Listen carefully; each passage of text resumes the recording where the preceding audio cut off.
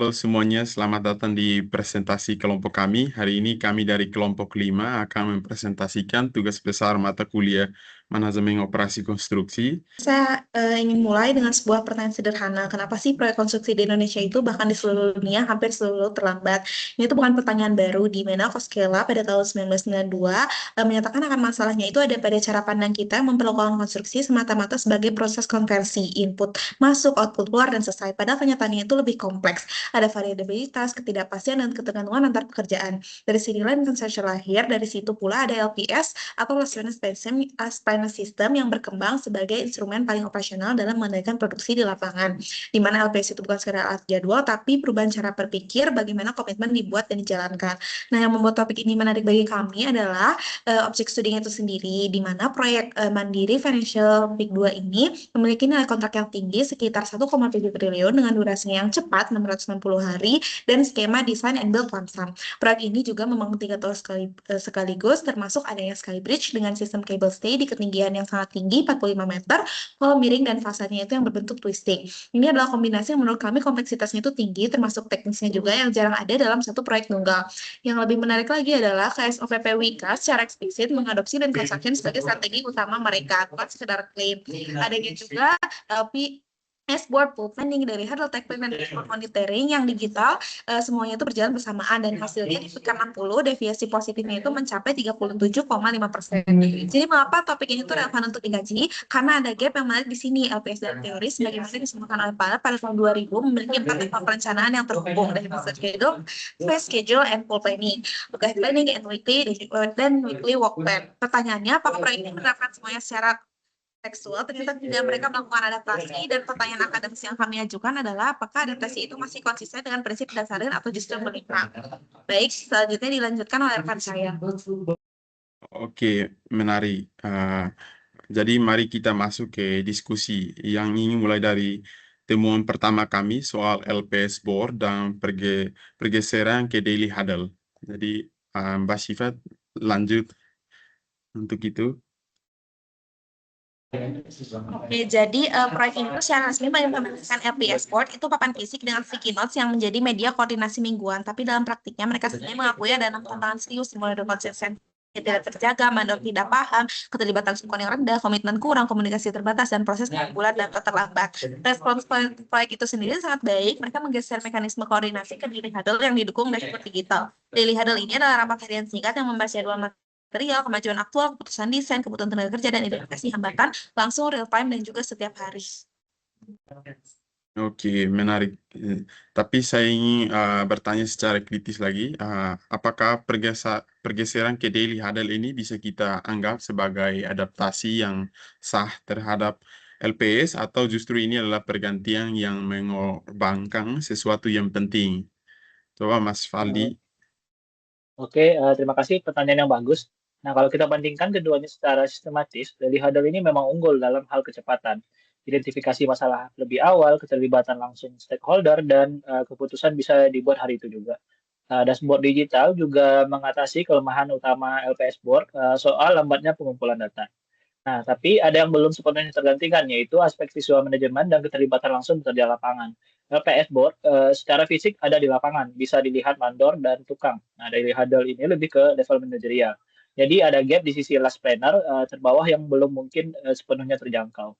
Tapi secara prinsip, kolaborasi, komitmen, dan pengendalian aliran kerja, dari Huddle mempertahankan itu. Jadi, kami menilai ini sebagai adaptasi bermakna, bukan sebagai deviasi.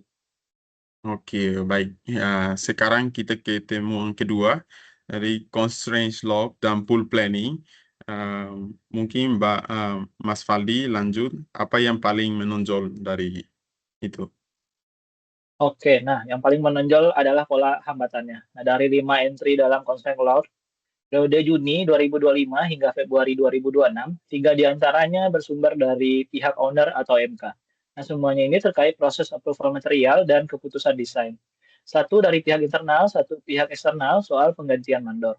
Nah, ini mengungkapkan sesuatu yang lebih penting adalah bottleneck terbesar dalam sistem produk si proyek ini bukan di kapasitas pelaksanaan lapangannya, melainkan di kecepatan pengambilan keputusan pihak eksternal. Nah, dan ini adalah jenis hambatan yang paling sulit diatasi melalui mekanisme LPS internal. karena berada di luar kendali langsung tim kontraktor.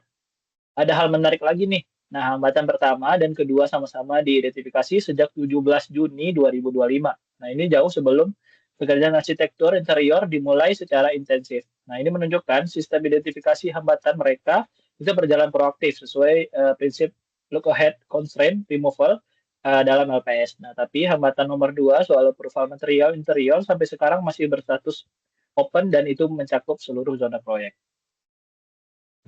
Dan melanjutkan izin dari Mas Faldi, jadi dampaknya itu langsung terlihat di data pool planning untuk pekerjaan finishing toilet lantai 5 dan 6, di mana dua aktivitas tersebut yaitu mengecat finishing dan pemasangan pintu ada satu setidaknya dari data.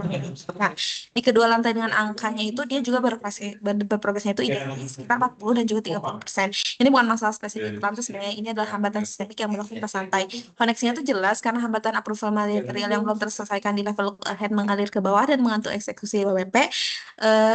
Ini persis juga yang diperingatkan oleh HPH terkait hambatan yang teridentifikasi terhambat di luar jendela WWP sangat sulit dihilangkan sebelum pekerjaan terganggu.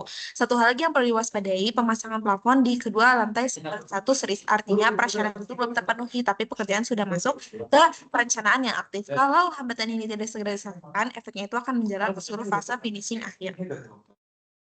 Oke, jadi kita lanjut. Sekarang mari kita lihat ke gambaran besarnya dari data dashboard monitoring pekan 10 hingga 14, bagaimana kinerja proyek produksi proyek ini secara keseluruhan. Mbak Siva, bisa. Oke, jadi secara keseluruhan proyek ini tuh konsisten ahead of schedule. Progres realisasinya itu selalu berada di atas target UFAS-nya dengan DPS itu rata-ratanya 22,7%. Dan di pekan 14, realisasi ini tuh sudah mencapai 39%, sementara targetnya itu hanya sekitar 15%. Ini tuh memperhatikan kayak misalkan melampaui rencana internal proyeknya itu sendiri. Dan ini juga penting, dari 9 major constraint tercatat di dashboard, 6 diantaranya atau 66,7%-nya berkaitan dengan material seperti pengadaan, supply, dan approval material. Sisanya sendiri adalah keputusan desain, keterbatasan research, dan juga permintaan owner.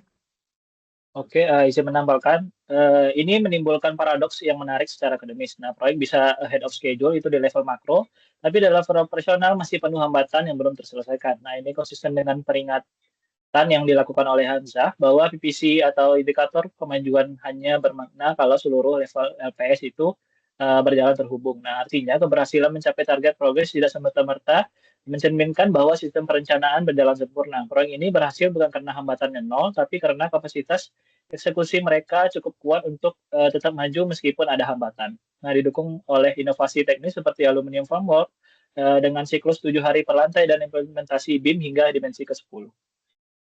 Oke, kalau kita rangkum sesuai implementasi LPS terhadap teori, hanya master schedule yang benar-benar sesuai dengan teoritisnya. Lewat MS project, tiga level lainnya, phase scheduling, look ahead planning, dan weekly work planning, semuanya mengalami adaptasi. Full planning hanya untuk pekerjaan tertentu. Fungsi look ahead dijalankan lewat constraint log dan daily huddle, dan weekly work planning digantikan oleh daily huddle plus dashboard. Apakah ini masalah? Berdasarkan hasil diskusi kami itu tidak, sama prinsip dasarnya itu dipertahankan. Adaptasi ini bahkan bisa dipandang sebagai respons yang matang terhadap kompleksitas proyek high rise. Maka kesimpulannya bagaimana berdasarkan diskusi kita?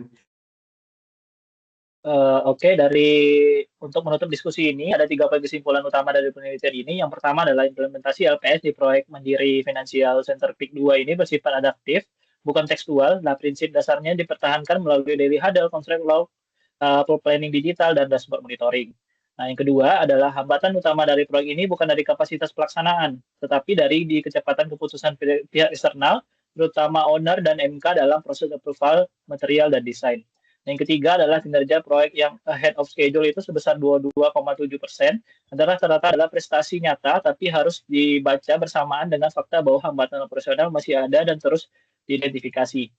Nah, pesan besarnya adalah LPS bukan blueprint kaku yang harus diikuti kata per kata. Nilainya ada pada cara berpikir yang dibawanya tentang komitmen yang realistis, identifikasi hambatan sebelum produksi terganggu, dan keterlibatan orang yang paling dekat dengan pekerjaan dalam proses perencanaan itu sendiri. Oke, jadi ini demikian presentasi dari kelompok 5. Terima kasih.